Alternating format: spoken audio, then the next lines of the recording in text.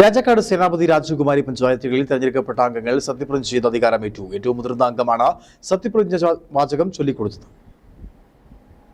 Nedumkandam block പഞ്ചായത്തിന് കീഴിൽ വരുന്ന രാജകുമാരി സേനാപതി രാജാക്കാട് ഗ്രാമപഞ്ചായത്തിലെ തെരഞ്ഞെടുക്കപ്പെട്ട അംഗങ്ങൾ സത്യപ്രതിജ്ഞ ചെയ്ത് അധികാരമേറ്റു.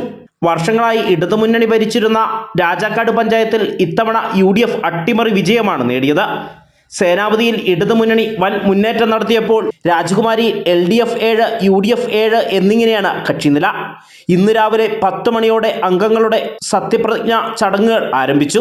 സേനാപതി ഗ്രാമപഞ്ചായത്തിലെ മുതിർന്ന അംഗം തുളസി ബാബു അംഗങ്ങൾക്ക് സത്യപ്രതിജ്ഞാവാചകം ചൊല്ലിക്കൊടുത്തു. രാജകുമാരിയിൽ MN ഹരിക്കുട്ടനും രാജാക്കാട്ടിൽ CR രാജുവും സത്യപ്രതിജ്ഞ ചൊല്ലിക്കൊടുത്തു. ഇന്ത്യൻ ഭരണഘടനയോട് യഥാർത്ഥമായ വിശ്വാസവും കൂറും പുലർത്തുമെന്നും ഇന്ത്യയുടെ ഭരണാധികാരവും അഖണ്ഡതയും നിലനിർത്തുമെന്നും അയാശങ്ക കൂടാതെയും മമതയോ വിദ്വേഷമോ കൂടാതെയും ഞാൻ എൻ്റെ ഔദ്യോഗിക കൃത്യങ്ങൾ യഥാവിധിയായും വിശ്വസ്തയോടും എൻ്റെ പരമാവധി കഴിവ് പ്രയോജനപ്പെടുത്തിയും നിർവഹിക്കുമെന്ന് ദൃഢപ്രതിജ്ഞ ചെയ്യുന്നു. വരുന്ന 27-ാം തീയതിയാണ് പ്രസിഡന്റ് തെരഞ്ഞെടുപ്പ്.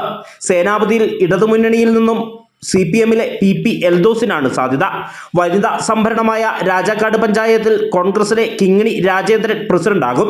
രാജകുമാരിയിൽ ടോസിട്ടായിരിക്കും പ്രസിഡന്റിനെ തിരഞ്ഞെടുക്കുക. പിന്നോക്ക സംഭരണമായ രാജകുമാരിയിൽ കോൺഗ്രസിലെ പ്രദീപോ ഇടതുമുന്നണിയിലെ M ഈശ്വരനോ പ്രസിഡന്റാകും. ന്യൂസ് ബ്യൂറോ, രാജകുമാരി.